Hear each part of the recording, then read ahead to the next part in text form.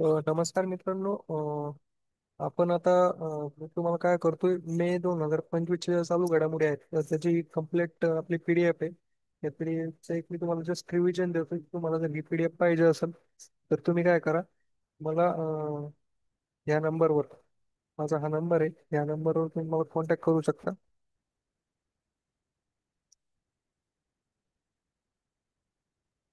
माझ्या ह्या नंबरवर तुम्ही मला व्हॉट्सअप करा. मी तुम्हाला पीडीएफ जी आहे पीडीएफ अवेलेबल करून देईल. 1 मे ते 31 मे पर्यंतची पीडीएफ आहे. आणि त्यामध्ये आंतरराष्ट्रीय, राष्ट्रीय, महाराष्ट्राच्या घडामोडी, त्यानंतर हे महत्वाचे नियुक्त्या, पुरस्कार, खेळ वगैरे सगळी काही पीडीएफ, मॅक्झिमम 110 पेजची ही पीडीएफ आहे. तुम्हाला एक पूर्ण पीडीएफ जी आहे ती मिळून जाईल. तर आपण एक जस्ट तुम्हाला दाखवतो आपण पीडीएफ मध्ये काय काय घेतलेलं आहे. तर आंतरराष्ट्रीय घडामोडीमध्ये आपण घेतले भारत आणि ब्रिटन बद्दल. भारत आणि ब्रिटनमध्ये जो काही मुक्त व्यापार करार झाला तो 6 मे ला झाला, याबद्दल आपण माहिती घेतली. त्यानंतर ब्रिटन म्हणजे जे काही युके आहे आपलं, त्या चार देश मिळून युके जे बनतं याबद्दल, त्याची राजधानी वगैरे. त्यानंतर भारत व अंगोला करार, तो पण आपण याच्यामध्ये घेतलेला आहे. ठीक आहे, याच्यामध्ये तुम्ही बघू शकता हे जे इंटरनॅशनल सोलर अलायन्स आहे याच्यावर क्वेश्चन विचारला होता TCS ने. अंगोला हा 123वा सदस्य राष्ट्र जो आहे तो बनलेला आहे इंटरनॅशनल सोलर अलायन्सचा. त्यानंतर जो काही करार झाला भारत आणि अंगोलामध्ये, एक $200 दशलक्ष करार झाला, अशी काही माहिती होती. त्यानंतर करार कोणता होता, कशाबद्दल होता, ही पण सगळी माहिती दिलेली आहे. त्यानंतर तुम्ही बघू शकता लिव्हरपूल युनिव्हर्सिटी, म्हणजे याचा लिव्हरपूल युनिव्हर्सिटी आहे लंडनची, UKची. तर ती युनिव्हर्सिटी जी आहे ते भारतामध्ये कॅम्पस ओपन करणार आहे. तर ते कुठं करणार आहे, कधी करणार आहे, याबद्दल सगळी काही इन्फॉर्मेशन आपण पीडीएफ मध्ये दिलेली आहे. ठीक आहे, ते तुम्ही बघून घेऊ शकता. बँगलोर कर्नाटकात गेले आहे. त्यानंतर त्याच्या अगोदर एक युनिव्हर्सिटी जी आहे त्या ग्रुपची, रसल ग्रुपची, तर ही लिव्हरपूल दुसरी युनिव्हर्सिटी आहे रसल ग्रुपची. पहिली युनिव्हर्सिटी जी आहे तर ती आपल्या हरियाणामध्ये आहे. हे तुम्हाला माहित पाहिजे. आपण पीडीएफ मध्ये ते घेतलेलं आहे. त्यानंतर 78वी जागतिक आरोग्य सभा जी आहे तर ती कुठं पार पडली, स्वित्झर्लंड मध्ये पार पडली. त्यानुसार WHO ने भारताला ट्रॅकोमा मुक्त देश म्हणून एक प्रमाणपत्र दिलं आहे. तर याबद्दल सगळी काही माहिती आहे. तर तुम्हाला ती पीडीएफ मध्ये मिळून जाईल. त्यानंतर अमेरिका आणि तुर्कीमध्ये काही करार झालाय तर त्या कराराबद्दल माहिती दिलेली आहे. त्या करार जो झालाय तो कशाबद्दल झालाय, त्यानंतर त्याची किंमत वगैरे काय आहे, म्हणजे कॉस्ट वगैरे काय आहे कराराची, तर ते तुम्ही बघून घेऊ शकता. त्यानंतर S-400 जी क्षेपणास्त्र आहे, ते क्षेपणास्त्र भारत पाकिस्तान युद्धात वापरलं होतं, तर ते त्याच्याबद्दल माहिती दिलेली आहे पूर्णतः. त्यानंतर IMDEX रशिया, हे एक आंतरराष्ट्रीय प्रदर्शन आहे, आपलं सॉरी सागरी प्रदर्शन आहे ते. त्यामध्ये भारतानेही भाग घेतला होता. हे जे सागरी प्रदर्शन आहे ते सिंगापूरमध्ये झालं होतं, त्याबद्दलही माहिती आहे. त्यानंतर ज्या अनिता आनंद आहेत, भारतीय वंशाच्या आहेत, तर त्या कॅनडाच्या परराष्ट्र मंत्री म्हणून त्यांची नियुक्ती झालेली आहे. त्यानंतर कॅथोलिक जे चर्च आहे तर त्याचे नवीन पॉपची जी निवड करण्यात आली तर ते अमेरिकेचे आहे. त्यांचं नाव आहे कार्डिनियल रॉबर्ट फ्रेहोस. अशा काही माहिती आहे मित्रांनो. त्यानंतर जपानी बँक SMBC, जी जपानची SMBC बँक आहे, त्या बँकेने येस बँक सोबत करार केला आहे. तर तो करार कितीचा झाला आहे, त्या कराराची कॉस्ट किती आहे, किती टक्के हिस्सा घेतलाय, कोणत्या बँकेकडनं घेतलाय, सगळी काही माहिती दिली आहे मित्रांनो यामध्ये PDF मध्ये. त्यानंतर भारताने मालदीवला $50 दशलक्ष काही आर्थिक मदत केलेली आहे. तर ती मदत कशा स्वरूपात केली, कधी केली, त्याचं जी मदत केली होती त्याची, म्हणजे आपण जी मदत म्हणजे उधार दिलेले पैसे परत घेण्यासाठी 1 वर्षासाठी त्यांना अजून मुदत वाढ दिली. अशा काही गोष्टी आहेत. तर ही सगळी काही गोष्टी तुम्हाला यामध्ये PDF मध्ये दिलेली आहे. त्यानंतर इंटरनॅशनल मॉनिटरी फंड जे आंतरराष्ट्रीय नाणेनिधी अहवाल आहे, त्यानुसार भारताचा क्रमांक किती आहे, भारताचा GDP काय आहे, महागाई दर किती आहे, या सगळ्या गोष्टी PDF मध्ये दिलेल्या आहेत. त्यानंतर ऑपरेशन सिंदूर बद्दल काही माहिती आहे. जसं की ऑपरेशन सिंदूरच्या आधी जो काही हल्ला झाला होता पहलगाममध्ये, 26 हिंदू पर्यटक जे आहेत त्यांचा मृत्यू झाला. त्यामध्ये त्यामध्ये भारतीय 25 होते आणि एक नेपाळी हिंदू पर्यटक होता. त्यानंतर त्यामध्ये कोणते लढाऊ विमान जे आहेत ते वापरले गेले त्याबद्दल माहिती आहे. त्यानंतर जे ऑपरेशन सिंदूर आहे ते कोणी राबवलं त्याबद्दल माहिती आहे. त्यानंतर भारत पाकिस्तान युद्धामध्ये कोणतं कोणतं समजा क्षेपणास्त्र जे शस्त्र जे आहे ते वापरलं गेलं. तर भारताने भारताचं आकाश तीर वापरलं. त्यानंतर S-400 प्रणाली जी रशियाची ती वापरली. अजून ते बाकीचे पण आहे, जसं पाकिस्तानने पण सोंगार ड्रोन तुर्कीचं वापरलेलं आहे, त्याबद्दलही माहिती. त्यानंतर प्रेस स्वातंत्र्याचा निर्देशांक जो आहे 2025चा, तर त्याच्यानुसार भारतात 151 क्रमांक आहे. त्यानंतर जे काही आपल्या स्वराज्यातील किल्ले आहेत महाराजांनी जे काही किल्ले जिंकले होते, तर ते किल्ले त्यांना जागतिक वारसा यादीत काही स्थळ मिळाले, त्याबद्दल त्यांची यादी दिलेली आहे. तर एकूण 12 किल्ल्यांना जागतिक वारसा स्थळामध्ये अं, स्थान मिळाले. त्याच्यात महाराष्ट्रातील 11 किल्ले आणि तमिळनाडूचा एक किल्ला आहे जिंजी किल्ला म्हणून, हे तुम्हाला माहिती असावं. त्यानंतर आता राष्ट्रीय घडामोडी आपण बघितलं आता काही, सॉरी, आंतरराष्ट्रीय घडामोडी बघितलं तर आपण काही राष्ट्रीय घडामोडीकडे जाऊया. राष्ट्रीय घडामोडीमध्ये जे पिंजम आंतरराष्ट्रीय बंदर आहे, तर याचं उद्घाटन जे आहे ते करण्यात आलंय, ते बंदर कुठे आहे त्याबद्दल माहिती दिली आहे. त्यानंतर त्या बंदर बंदर जे आहे ते बंदराचे कोणी याचा करार कोणासोबत झाला होता, कधी झाला होता त्याबद्दल माहिती आहे, कधी उद्घाटन झालं. त्यानंतर भारताची एकूण वीज निर्मिती क्षमता किती आहे? भारताची एकूण वीज निर्मिती क्षमता किती आहे? त्यानंतर जी जी काही वीज निर्मिती करतो भारत, तर त्यामध्ये कोळशाचं प्रमाण किती आहे, त्यानंतर सौर ऊर्जेचं किती आहे, वायू ऊर्जेचं किती आहे, जलविद्युतचं किती आहे, त्यानंतर पूर्णतः आकडेवारी इथं दिलेली आहे. त्यानंतर ऑपरेशन कागर जे काही भारत सरकारने राबवले, तर हे कोणत्या राज्यामध्ये राबवलं, हे कशाच्या संबंधित होतं, तर त्याबद्दल पण माहिती आहे. त्यानंतर जो काही युद्ध सराव घेतला गेला जनतेचा, म्हणजे ऑपरेशन सिंदूरच्या नंतर जो काही युद्ध सराव घेतला गेला, त्याबद्दल पण इथं माहिती आहे. किती जिल्ह्यामध्ये घेतला गेला, त्यानंतर त्या ऑपरेशन युद्ध सरावामध्ये काय काय कोणत्या कोणत्या गोष्टी राबवल्या गेल्या, त्याबद्दल इथं माहिती आहे.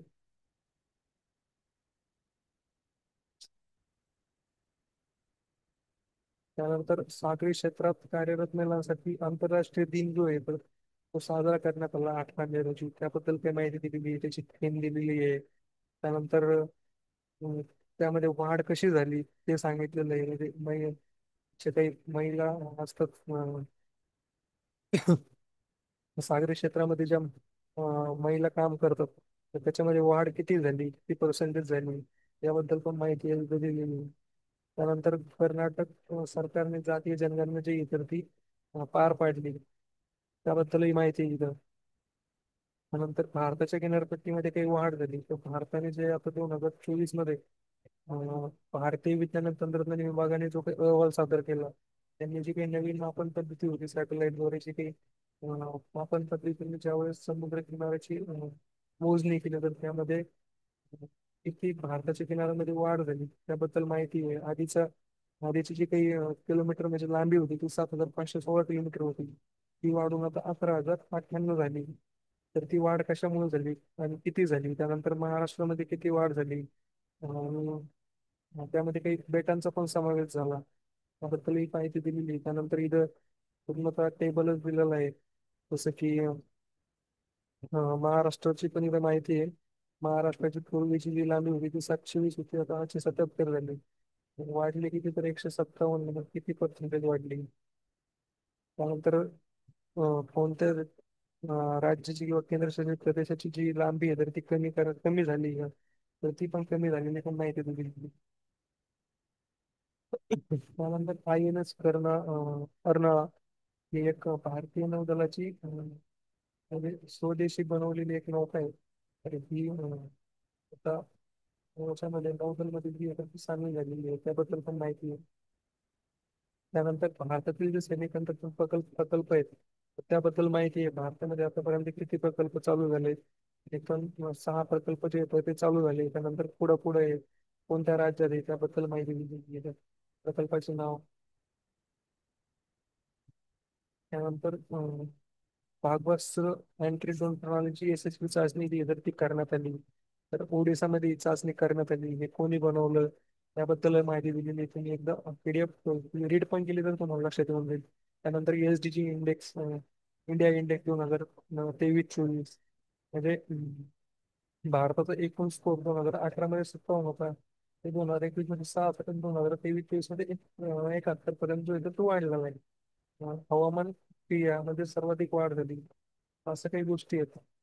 म्हणजे हे कशाबद्दल आहे तर गरिबी निर्मूलन जे काही हवामान बदल याच्याबद्दल जे काही माहिती असतात ते तिथे दिलेली आहे. तुम्ही हे रीड करून घेतलं की लक्ष देऊन देईल. त्यानंतर एक्झिक्युटिव्ह इन्क्लुझिव्ह इंडिया परिषद 2025 ही परिषद 15 मे रोजी जी तर आयोजित केली होती. कुठं आयोजित केली होती तर इंडिया इंटरनॅशनल सेंटरवर आयोजित केली होती. कशा निमित्त केली होती ते पण सांगितलंय आणि कोणी आयोजित केली होती तर सामाजिक न्याय सक्षमीकरण मंत्रालय. त्यानंतर काही करार झाले इथं तर SBI फाउंडेशनने काही करार केला त्याबद्दल इथं माहिती आहे. त्यानंतर आयफोन इंडिया ही एक्झाम म्हणजे आयफोन बद्दल काही माहिती आहे मित्रांनो. जसं की आयफोन तर भारतात 2024-25 या आर्थिक वर्षात 1.5 लाख कोटी रुपयांचे आयफोन जे दर त्यांनी निर्यात करण्यात आले. त्यानंतर एकूण मोबाईल निर्यात 2 लाख कोटीपेक्षा जास्त त्यात 75% हिस्सा जो आहे तो आयफोनचा आहे. जे काही निर्यात करण्यात आली भारतात एकूण 2 लाखापेक्षा जास्त काही निर्यात झाली त्यापैकी 75% हिस्सा आयफोनचा आहे. त्यानंतर भारत ऍपलसाठी चीननंतर दुसरा सर्वात मोठा उत्पादन केंद्र जो आहे तो बनलेला आहे. त्यानंतर जागतिक जे उत्पादन होते आयफोनचं तर त्यापैकी 20% हिस्सा हा भारतात तयार होतो म्हणजे उत्पादन होते आयफोनचं. त्यानंतर त्यांचे जे सीईओ होते ऍपलचे जे सीईओ आहेत टिम कुक यांनी भारतामध्ये त्यांचे काय म्हणतात त्यांना दोन स्टोर ओपन केले. एक मुंबईमध्ये आणि एक दिल्लीमध्ये स्टोर कुठे ओपन केले PKC मुंबई त्यानंतर सकेट दिल्ली येथे ओपन केले. त्यानंतर त्यांची काही कंपन्या आहेत तर त्यांच्या कंपन्या कुठे कुठे आहे तमिळनाडू कर्नाटक त्या ठिकाणी त्यांच्या कंपन्या आहेत. त्याबद्दल पण तुम्हाला पूर्णतः माहिती दिलेली आहे त्यानंतर अमेरिकेचे जे अध्यक्ष आहेत त्यांनी काहीतरी त्यावर सांगितलं की जर तुम्ही कधी हाताकडनं कधी बनवले आयफोन तर ते काही आयात होईल त्यावर 25% शुल्क जो आहे तर तो अमेरिका लावल. त्यानंतर 15वा वित्त आयोग 16 वित्त आयोगाबद्दल माहिती दिलेली आहे. इथं काय सांगितलं तर 15 वित्त आयोगाचे अध्यक्ष जे होते ते NP सिंग होते. 16व्याचे अध्यक्ष जे आहे तर ते अर्जुन पनगाडिया हे असणार आहेत. त्यानंतर त्याचा कार्यकाळ पण दिलेला आहे 25-26 पर्यंत 15 वित्त आयोग नंतर 26-27 पर्यंत 30-31 पर्यंत 5 वर्ष 16 वित्त आयोग असणार आहे. याची स्थापना पण दिलेली आहे. त्यानंतर अहवाल कधी सादर झाला तर ते पण दिलेलं आहे आणि 15 वित्त आयोगानुसार अं, एक राज्याचा वाटा किती होता तर 41% होता. आता तोच 50% ची मागणी जी आहे तर राज्य सरकारने केलेली आहे केंद्राकडे. त्यानंतर जनरल मनोज नरवणे जे काही मनोज मुकुंद नरवणे आहेत त्यांनी काही नवीन पुस्तक जे आहे तर ते प्रकाशित केले. त्या पुस्तकाचे नाव इथे दिलेलं आहे तुम्हाला कधी पुस्तकाचं प्रकाशन कधी झाले आणि अशा काही गोष्टी आहेत त्या माहिती दिलेल्या आहे. त्यानंतर त्यांचे दोन पुस्तक आहेत the containment conspiracy four storms of testing हे दोन पुस्तकं त्यांनी प्रकाशित केलेली आहेत. त्यानंतर साखर नियंत्रण कायदा जो आहे 1966 त्याच्यामध्ये काही सुधारणा झाल्या त्या सुधारणा काय झाल्या कधी झाल्या याबद्दल पण माहिती तुम्हाला इथे दिलेली आहे. हे, आता त्या कायद्यानुसार त्यांनी काय सांगितलं तर 500 टन पेक्षा जे काही म्हणजे गुऱ्हाळे आहेत ते गुऱ्हाळे त्यांचं गुऱ्हाळ रोजचं 500 टन पेक्षा जास्त आहे तर ते त्या कायद्यामध्ये आता असणार आहे. तर त्याचा फायदा वगैरे काय आहे ते पण इथे दिलेलं आहे तुम्हाला. नंतर UPI सर्वात वेगाने वाढणारी पेमेंट प्रणाली कोणती आहे UPI आहे आणि आपल्याला सगळ्यांना माहिती आहे. पण क्वेश्चन असा येऊ शकतो की कसा येऊ शकतो क्वेश्चन की प्रत्येक 5 डिजिटल व्यवहारापैकी UPI चे किती व्यवहार होतात तर एक 5 व्यवहारापैकी 4 व्यवहार म्हणजे किती टक्के तर 80% असं आपल्याला म्हणता येईल. त्यानंतर मार्च 2024 मध्ये एकूण रकमेची एकूण UPI व्यवहार किती झाले होते तर 24.77 लाख कोटीचे व्यवहार जे आहेत ते झाले होते. त्यानंतर 5 नवीन IIT संस्था जे आहेत ते भारत सरकार उभारणार आहे. IIT संस्था पुढे उभारणार आहे. IIT तिरुपती आंध्र प्रदेशमध्ये, IIT पलक्कड केरळमध्ये, IIT भिल्लाई छत्तीसगडमध्ये, IIT जम्मू जम्मू काश्मीरमध्ये, IIT धारवड कर्नाटकमध्ये तर असे 5 IIT संस्था जे आहेत ते उभारणार आहेत. त्याला मंजुरी भेटलेली. त्याच्यानंतर भारताचे DGMO आहेत भारतीय लष्कराचे संचालन व युद्ध नियोजन प्रमुख अधिकारी हे जे काही आता सिंदूर ऑपरेशन सिंदूर जे काही झालं तरी जे आखणी आणि अंमलबजावणी जे करण्याचं हे कोणाला जातं तर ते भारताचे डीजीएम आहे आणि ते सध्याचे कोण आहे तर राजीव घई हे राजीव घई आहेत भारताचे डीजीएम आहे डीजीएमओचा फुल फॉर्म लक्षात राहू director general of military operations म्हणजे जे काही ऑपरेशन्स होतात आणि ते कोणत्याही दलाचे असो हवाई दल नौदल किंवा लष्कर सैन्य दल तर तिन्ही पण याचे डीजीएमओ एकच असतात त्यानंतर नवीन ओसीआय पोर्टल जे आहे ते लॉन्च केलं तर ते लॉन्च करणारे अमित शहा आहेत त्याचा उद्देश काय आहे ते उद्देश पण इथे दिला आहे त्यानंतर कधी लॉन्च केले तर 19 मेला जे येते त्यांनी लॉन्च केले ओसीआय काय आहे तर overseas citizen of India portal जे आहे तर ते त्यांनी सुरू केलं त्यानंतर आंतरराष्ट्रीय जनजागृती मोहीम ऑपरेशन सिंदूर जे काही झालं तर त्याबद्दल 51 राजकीय नेत्यांचे 7 शिष्टमंडळ जे आहेत ते तयार करण्यात आले त्यांनी 33 देशामध्ये जाऊन ऑपरेशन सिंदूर बद्दल जी जनजागृती मोहीम जी आहे तर ती राबवलेली आहे. त्यानंतर हे association of student for alternative politics तर हे असॅप जे आहे तर हे कोणी लॉन्च केलंय म्हणजे एक नवीन संघटना जी आहे तर ती तयार केली असॅप म्हणून association of student for alternative politics ही आम आदमी पार्टीने जी आहे तर एक नवीन संघटना विद्यार्थ्यांसाठी तयार केलेली आहे दिल्लीमध्ये त्याचा उद्देश वगैरे जो काही आहे तो इथं पूर्ण तुम्हाला इथं लिहून दिलेला आहे त्यानंतर 16-20 ह्याची जनगणना जी आहे तर ती पार पडली 2025 मध्ये 10 ते 13 3 दिवसामध्ये 16-20 सिंह जनगणना जी आहे तर ती पार पडली त्यामध्ये किती सिंह आढळून आले आणि किती टक्क्याची इतर वाढ झाली याच्याबद्दल पण माहिती तुम्हाला इथे दिली नाही त्यानंतर ऑपरेशन ओलिव्हिया कशाच्या संदर्भात आहे आणि पुढे ऑपरेशन ओलिव्हियाचे राबवले गेले त्याबद्दल पण माहिती तुम्हाला पीडीएफ मध्ये असणार आहे त्यानंतर कॅन्डर ज्वेलरी ब्रँड अम्बॅसेडर म्हणून शाहरुख खान यांना म्हणजे नवीन ब्रँड अम्बॅसेडर जे आहे ते शाहरुख खान असणार आहेत म्हणजे कॅन्डर एक ज्वेलरी शॉप म्हणजे मोठं ज्वेलरीचं लाईफस्टाईल ज्वेलरीची एक शाखा आहे ती आपली मुंबईमध्ये आहे, कल्याणमध्ये हे तुम्ही माहिती असू द्या त्यानंतर गीता समोता माउंट एव्हरेस्ट यांनी चढाई केली या एक CISF सब इन्स्पेक्टर गीता समोता हे एक अधिकारी होते त्यांनी माउंट एव्हरेस्टवर जाणाऱ्या त्या पहिल्याच अधिकारी महिला आहे ही माहिती असू द्या इंटरपोल कडून भारताला ज्या 2 सिल्वर नोटीस मिळालेल्या आहेत ठीक आहे इंटरपोल कडनं भारताला 2 सिल्वर नोटीस मिळालाय तर याच्याबद्दल सगळ्यात मोठी माहिती म्हणजे काय आहे की जी काही सिल्वर नोटीस आहे इंटरपोलने जानेवारी 2025 मध्ये सुरू केली आणि भारताला ही इंटरपोल नोटीस जी मिळाली तर भारत हा पहिलाच देश आहे सिल्वर नोटीस मिळवणारा आणि कशासाठी मिळाली तर हे 2 प्रकरण आहे शुभम शोकीन प्रकरण अमित लखनराव प्रकरण तुम्ही एकदा याबद्दल रीड केले की तुमच्या लक्षात येऊन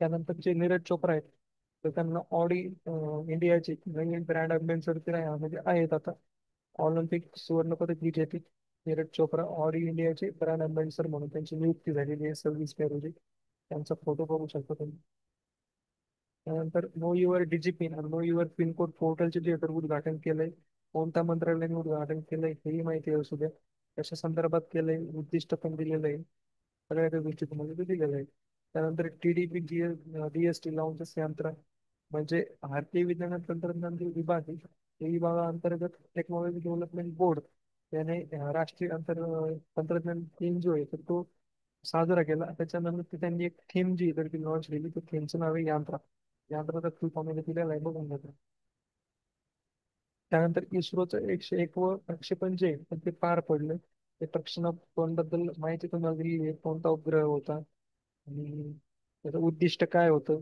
तेही तुम्हाला दिलेलं आहे आणि ते जे 101 व जे काही प्रक्षेपण आहे तर ते अयशस्वी राहिलेले आहे त्याबद्दल पण काय अयशस्वी राहिलं त्याची माहिती पण तुम्हाला इथे दिलेली आहे आणि कधी पार पडलं 18 मे रोजी जे आहे तर ते पार पडलं दुसऱ्या वेळी कुठेही नाही. आयुर्वेदिक दिन जो आहे मित्रांनो आपल्या सगळ्यांना माहिती आहे आयुर्वेदिक दिन जो आहे तो धनतेरसच्या दिवशी साजरा केला जात होता पण आता तो त्यांनी काही नवीन बदल केला 23 सप्टेंबर ही तारीख त्यांनी निश्चित केलेली 23 सप्टेंबरलाच तो आता दिवस जो आहे तो साजरा आम्ही करणार आहोत म्हणून दरवर्षी आणि 23 सप्टेंबर का निवडला त्याबद्दल पण मला माहिती आहे, ते पण मला माहिती असू दे. त्यानंतर भारतातला पहिला 3 नॅनोमीटर चिप डिझाईन केंद्राचे उद्घाटन जे आहे तर ते केलेलं आहे केंद्रीय मंत्री अश्विनी वैष्णव यांनी. आणि ते कुठं कुठं केलंय तर नोएडा आणि बेंगलोर या ठिकाणी 3 नॅनोमीटरचे डीएनएफ चिप डिझाईन हे बँगलोर आणि उत्तर प्रदेश या ठिकाणी होणार आहे. आणि हे भारतातले पहिले म्हणजे पहिलेच डिझाईन आहे, हे माहिती असू द्या. त्यानंतर 28वी राष्ट्रीय ई गव्हर्नन्स परिषद जी आहे तर ती 9 ते 10 जूनला विशाखापट्टणम मध्ये होणार आहे. तर त्याबद्दल आपण जून महिन्यामध्ये माहिती बघूया. त्यानंतर काही महाराष्ट्राच्या घडामोडी येतात. तर महाराष्ट्राची ज्या काही घडामोडी आहे, त्यामध्ये महाराष्ट्राची अर्थव्यवस्था जी आहे तर ती कशी आहे तर त्याबद्दल माहिती जशी आपण बघितली तर राज्यातील सुमारे 50% लोकसंख्या ही शेतीवर अवलंबून आहे, आपल्याला पण माहिती आहे. आणि मग जर 50% लोकसंख्या शेतीवर आहे तर म्हणजे महाराष्ट्रामध्ये म्हणजे सगळ्यात जास्त वाटा जो आहे तर तो शेतीचा पाहिजे, पण तसं नाहीये. तर जो वाटा आहे तो फक्त 2023-24च्या मानाने 11%. एवढा काही अर्थसंकल्प किंवा एवढे काही काय म्हणता येईल त्याला 11% वाटा जो आहे तर तो शेती व्यवसायाचा आहे.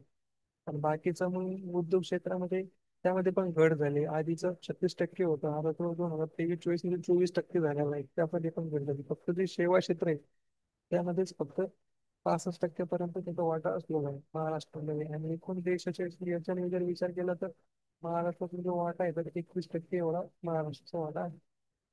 त्यानंतर फिरते पथक योजना, फिरते पथक योजनेची तर महाराष्ट्र सरकारने 13 मे रोजी चालू केलेली आहे.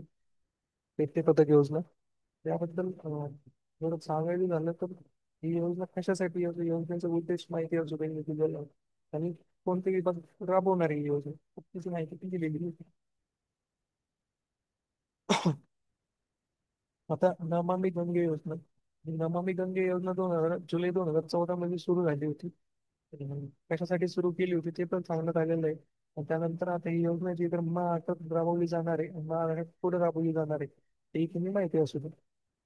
त्यानंतर गुप्त वार्ता विभागात नवीन पोलीस आयुक्त हे पद जे आहे तर ते निर्माण करण्यात आलं. नवीन पदाची जी आहे तर म्हणजे नवीन पद जे आहे तर ते निर्माण करण्यात आलेलं आहे. तर पदाचं नाव काय आहे तर सह आयुक्त पद. आणि हे जे आहे तर हे 6वं पद असणार आहे. ठीक आहे. 6वं पद जे आहे तर ते तयार करण्यात आलेलं आहे. ते का तयार करण्यात आलं तर त्याचा उद्देश पण इथं दिलेला आहे, हे तुम्ही माहिती असू द्या. त्याचं मुख्यतः काम काय असणार आहे हे पण माहिती असू द्या. आणि हे पद त्यांनी सहआयुक्त पद तयार केलं, पण त्यांनी एक पद जे आहे तर ते रद्द केलंय. ते कोणतं तर आपण तेही बघूया. आता इथं दिलेलं आहे बघा. त्यांनी काय केलं, सहआयुक्त पद जे आहे, तर ते आयुक्त पदी आता डॉक्टर आर सिंग हे असणार आहे. ठीक आहे, मुंबईमध्ये. आणि हे महाराष्ट्रासाठी आहे. तर त्यांनी काय केलं, विशेष पोलीस आयुक्त पदाचे काय होणार तर यावर सर्वांचे लक्ष होते. तर विभागाने काय केलं, विशेष पोलीस आयुक्त पद जे आहे, ते रद्द करून टाकले. त्यानंतर आता तुम्हाला माहिती असू द्या, आयुक्त पद जे आहे तर आर सिंग आहे. त्यानंतर आयुक्त कोण आहेत तर त्याबद्दल एक माहिती असू द्या. आणि त्यानंतर महासंचालक कोण होतं त्याबद्दल एक माहिती असू द्या.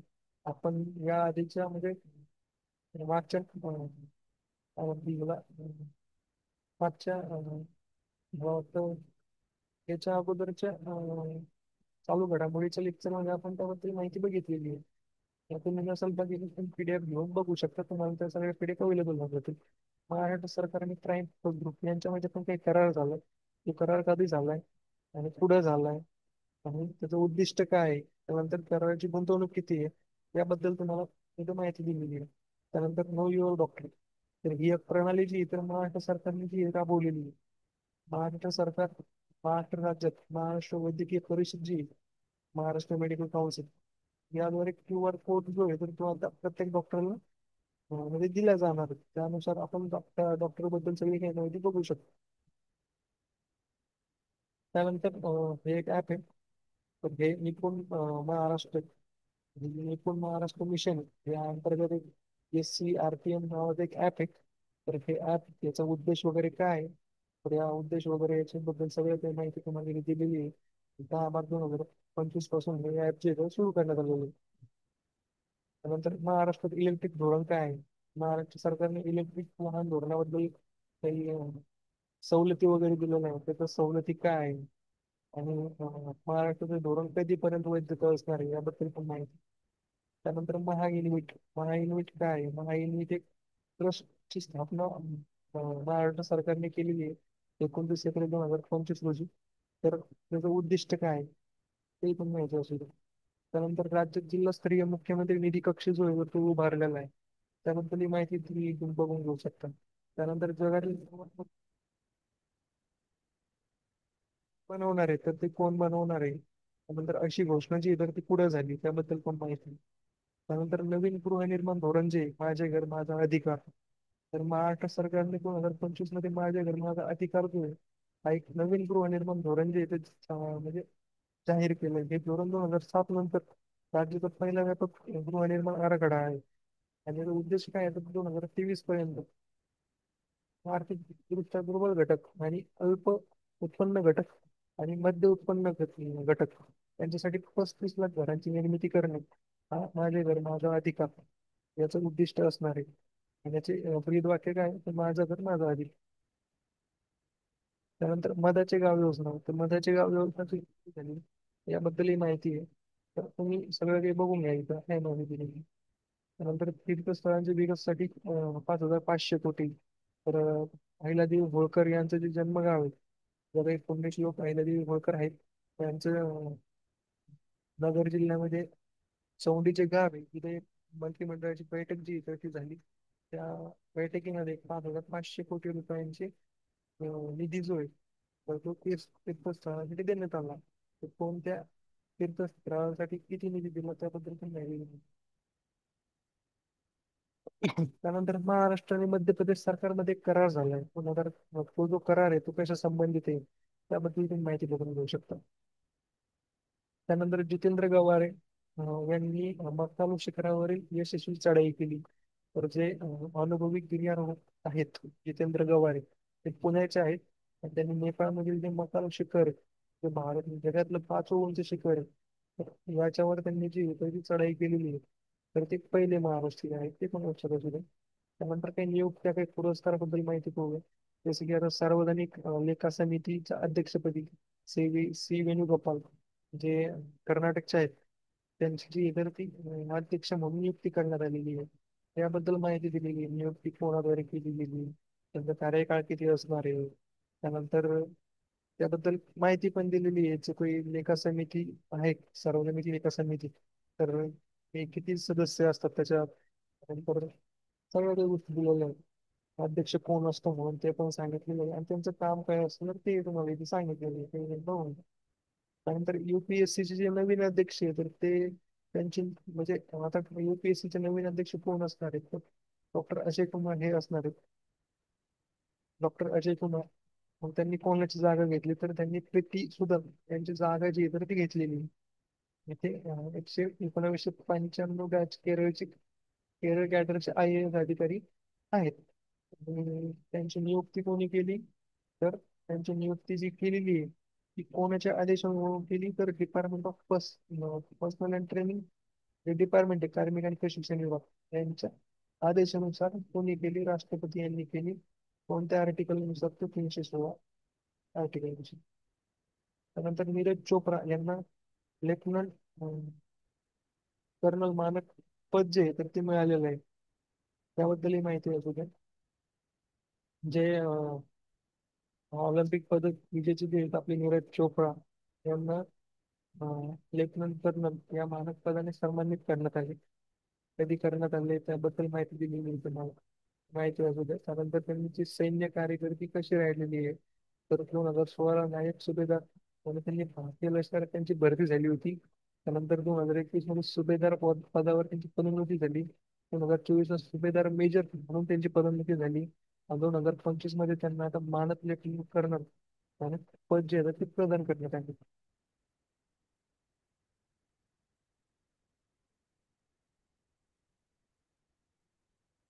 त्यानंतर जे CBI चे संचालक आहेत प्रवीण सूद यांना 1 वर्षाची त्यांचा जो कार्यकाळ आहे तर त्या कार्यकाळात 1 वर्षाची जी तर ती मुदतची वाढ करण्यात आलेली आहे त्याबद्दल माहिती असू द्या.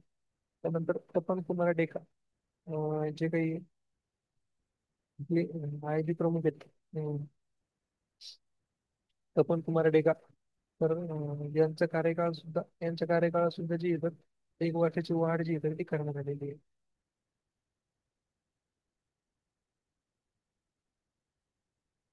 त्यानंतर इंटरनॅशनल बुकर पुरस्कार. तर 2025चा इंटरनॅशनल बुकर पुरस्कार जो आहे तर ते हार्टलॅम्प. हार्टलॅम्प हे एक पुस्तकाचं नाव आहे. ते पुस्तकाचे लेखक आहेत बानू मुश्ताक. आणि ह्या कुडालचे आहेत तर कर्नाटकचे आहेत. ठीक आहे. आणि अनुवादिका कोणी तर दीपा बाष्टी. आणि ते त्यांनी इंग्लिशमध्ये म्हणजे हार्टलॅम्प जे आहे, तर हे इंग्लिशमध्ये प्रदर्शित केले त्यावर त्यांना बुकर पुरस्कार जो आहे ते मिळालेला आहे. हा दुसराच इंटरनॅशनल बुकर पुरस्कार आहे. हे पण माहिती असू द्या त्या पुरस्काराची रक्कम किती आहे. पुरस्काराचे वितरण कन्नड भाषेतला पहिलाच बुकर पुरस्कार विजेते आहेत त्या. आणि भारतीय मुस्लिम महिला लेखिकेचा पहिला सन्मान जो आहे तर याच्यामध्ये काय लिहिलेलं आहे, कोणत्या कोणत्या कथा आहे, मुस्लिम महिलांचे जीवन वगैरे ह्या गोष्टी आहेत त्यामध्ये. आणि याच्या अगोदर जो काही पुरस्कार मिळाला होता तर तो गीतांजली श्री यांना मिळाला होता. कशासाठी मिळाला होता तर त्यांचं जे बुक आहे टर्म ऑफ सायन्स यासाठी हिंदीतलं पहिलं आणि इथलं विजेते इंटरनॅशनल बुकर विजेते आहेत. त्यानंतर ग्लोबल इंडियन पुरस्कार. तर ग्लोबल इंडियन जो पुरस्कार आहे हा कॅनडा इंडिया फाउंडेशन तर्फे दिला जातो. यावर्षी तो सद्गुरू जग्गी वासुदेव यांना जो आहे तो प्रदान करण्यात आला. हे तुम्ही बघू शकता इथं. त्यानंतर छत्रपती संभाजी महाराज राज्य प्रेरणा गीत पुरस्कार.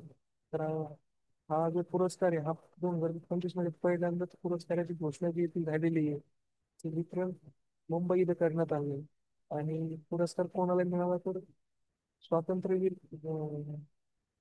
विनायक दामोदर सावरकर, वीर सावरकर जे आहेत. तर त्यांना हा पुरस्कार तो मिळाला आहे कोणत्या सॉंग साठी, कोणत्या गीतासाठी मिळाला तर अनादी मी अनंत मी. या गीतासाठी त्यांना हा छत्रपती संभाजी महाराज राज्य प्रेरणा गीत पुरस्कार मिळाला आहे. त्या पुरस्काराचे स्वरूप आणि स्मृतिचिन्ह म्हणजे स्वरूप काय असणार तर 2 लाख रुपये रक्कम आणि स्मृतिचिन्ह. त्यानंतर 58वा ज्ञानपीठ पुरस्कार जो आहे तो जगद्गुरू रामभद्राचार्य गुलजार, आपण त्यांना गुलजार असं म्हणतो, त्यांना 58वा ज्ञानपीठ पुरस्कार जो आहे तो मिळाला. त्यानंतर संसद रत्न पुरस्कार. संसद रत्न पुरस्काराबद्दल पण तुम्हाला मी काही माहिती इथे दिलेली आहे. जे काही संसदेत उल्लेखनीय कामगिरी करणाऱ्या खासदारांना देण्यात येणार हा एक मानाचा पुरस्कार आहे. प्राईम पॉइंट फाउंडेशन चेन्नई या संस्थेद्वारे हा पुरस्कार दिला जातो. ठीक आहे. हा जो पुरस्कार आहे हा पुरस्कार महाराष्ट्रातील 7 खासदारांना देण्यात आलेला आहे. त्यामध्ये सुप्रिया सुळे हे पण आहेत. हे तुम्ही माहिती असेल. आणि टोटल किती तर 17 खासदारांना आणि 2 संसदीय समित्या या समित्या ज्या आहेत या 2 समित्यांना पण पुरस्कार जो आहे तो मिळालेला आहे. जुलै 2025 मध्ये पुरस्काराचे वितरण जे आहे ते होणार आहे. त्यानंतर लेखक व समीक्षक माधव वजे यांचे जे तर निधन झालेलं आहे. हे जे माधव वजे आहे, याच्यावर मला IMP वाटते कारण यांनी हे जे श्यामची आई जे चित्रपट आहे यामध्ये बाल कलाकार म्हणून त्यांनी अभिनय केला होता सुरुवातीला. नंतर त्यांची काही पुस्तके पण आहेत. पुस्तकाबद्दल पण माहिती राहू द्या. नंदनवन, रंग, रंगनिराशा, शाही, आचार्य अत्रे आणि त्यांचे काही त्यांच्याबद्दल काही माहिती दिलेली आहे. पुरस्कार वगैरे जे काही असतील ते तुम्ही बघू. त्यानंतर डॉक्टर जयंत नारळीकर यांचं पण निधन झाले. यांचं निधन 86 वर्षाचे असताना झाले. हे कोण होते तर हे एक ब्रिटिश, त्यांनी ब्रिटिश खगोलशास्त्र फ्रेड हॉयल यांच्यासोबत हॉयल नारळीकर सिद्धांत जो आहे तो विकसित केला होता. जो बिग बँग सिद्धांताला पर्यायी स्थिती सिद्धांत जो आहे तर तो मांडतो. ठीक आहे. तर हे कोण होते जयंत नारळीकर, तर हे पुण्यातले होते. आणि यांनी कोणता सिद्धांत मांडला होता तो हॉयल नारळीकर सिद्धांत जो आहे तो मांडला होता. कोणासोबत मांडला होता ब्रिटिशचे खगोलशास्त्र फ्रेड हॉयल यांच्यासोबत मांडला होता. ठीक आहे. आणि त्यानंतर त्यांनी पुण्यामध्ये inter university centre for astronomy and astrophysics याच्यासाठी एक संस्था जी आहे तर ती खगोलशास्त्रासाठी एक संस्था ज्यांनी सुरू केलेली आहे. त्यानंतर त्यांचे काही पुस्तके पण आहेत. पुस्तकाबद्दल माहिती असू द्या. आणि त्यांच्या नावाने एक नारळीकर नावाचं एक ग्रह सुद्धा आहे. त्यानंतर एम आर श्रीनिवासन यांचं निधन झाले. तर एम आर श्रीनिवासन हे कोण होते? अं, मल्लूर रामस्वामी श्रीनिवासन हे त्यांचं पूर्ण नाव आहे. त्यानंतर त्यांच्याबद्दल जर सांगायचं झालं तर त्यांचं 30 मे 2025 रोजी निधन झालं. आणि त्यांनी काय केले तर देशातला पहिला अणुसंशोधन अणुभट्टी अप्सरा ज्याला म्हणण्यात येते, तर ते त्यांनी बांधलेलं आहे. ते 1956 मध्ये देशातला पहिला अणुसंशोधन अणुभट्टी हे त्यांनी बांधलेली आहे.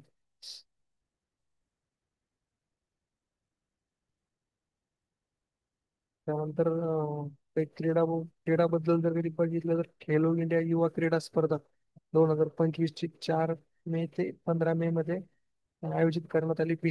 बिहारमध्ये जी आहे तर ती आयोजित करण्यात आली. त्याचा शुभांकर काय होता तर गतसिंह होता. हे तुम्ही बघू शकता, गतसिंह. हत्तीची ताकद आणि सिंहाची शौर्य म्हणजे जी सोंड आहे ती हत्तीची आहे आणि जो चेहरा आहे तर तो सिंहाचा आहे. त्याच्यामध्ये महाराष्ट्राने 58 सुवर्ण जे आहे तर ते जिंकलेलं आहे. आणि 2 नंबरला हरियाणा. त्यानंतर सुपरबेट बुद्धिबळ क्लासिक स्पर्धा जी आहे तर त्यामध्ये आर प्रज्ञानंद जो आहे तो चेन्नईचा, तर तो विजेता राहिलेला आहे. आणि स्पर्धा अं, बुखारेस्ट रोमानिया इथे जी आहे तर ती पार पडली. आणि यांनी कोणाला हरवलं तर फ्रान्सला हरवलं. त्यानंतर सचिन शर्मा यांना आयर्नमॅन 2025चा किताब जो आहे तो मिळाला. सचिन शर्मा हे पश्चिम रेल्वेचे एक वरिष्ठ अधिकारी आहेत. त्यांनी ऑस्ट्रेलियामध्ये पोर्ट नौकरी इथे झालेल्या आयर्नमॅन ही स्पर्धा आहे, या स्पर्धेमध्ये भाग घेऊन त्यांना आयर्नमॅन किताब जो आहे तो मिळाला. त्यानंतर नवीन भारतीय grand master L R Srihari हे चेन्नईचे आहेत. आणि यांना हे भारताचे 86वे ग्रँड मास्टर जे आहेत ते ठरलेले. ग्रँड मास्टर कसं ठरलं जातं यासाठी पण माहिती दिली तुम्हाला. त्यासाठी अं, कमीत कमी 3 नॉर्म जे आहे तर ते नॉर्म पाहिजे आणि हाईट रेटिंग जी तर 2500 पार पाहिजे. तेव्हा जो आहे तो ग्रँड मास्टर जो तो ठरला जातो. तर त्यांनी काय केलं तर आशियाई वैयक्तिक पुरुष बुद्धिबळ स्पर्धेमध्ये त्यांनी एक नॉर्म जिंकला. म्हणजे त्यात ते जिंकल्याच्या नंतर त्यांना 86 ग्रँड मास्टर म्हणून एक मान जो आहे तो मिळालेला आहे.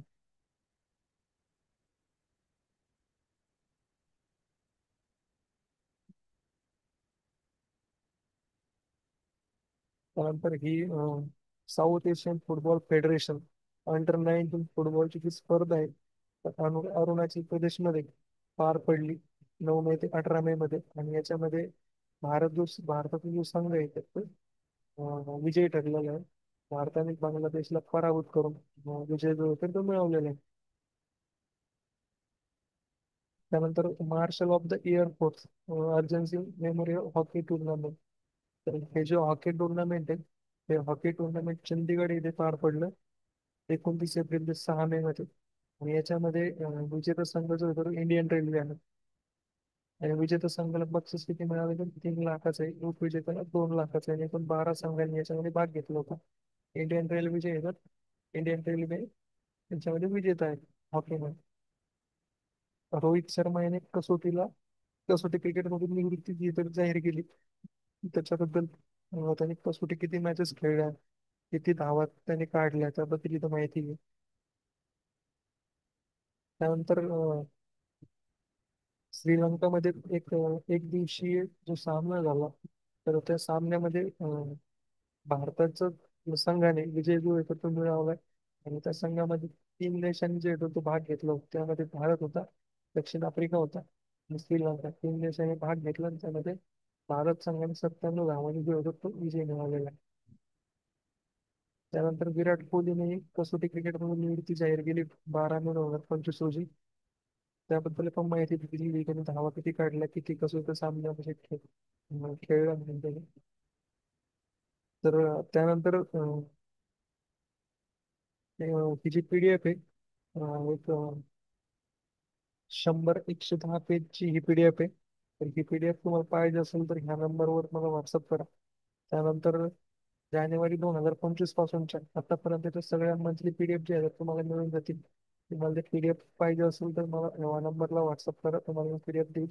त्यामध्ये सेम टाईपचेच PDF आहेत आपल्या. त्यामध्ये सगळे टॉपिक जे आहेत आपण क्लिअर केलेले आहेत. मंथली मिनिमम 100 ते 110 पेजेस जे तर ते म्हणजे 100-110 पेजेसची PDF आपली असणार आहे. त्यामध्ये अशा टाईपमध्येच जे काही गोष्टी आहेत आपण पूर्ण घेतलेल्या एकदम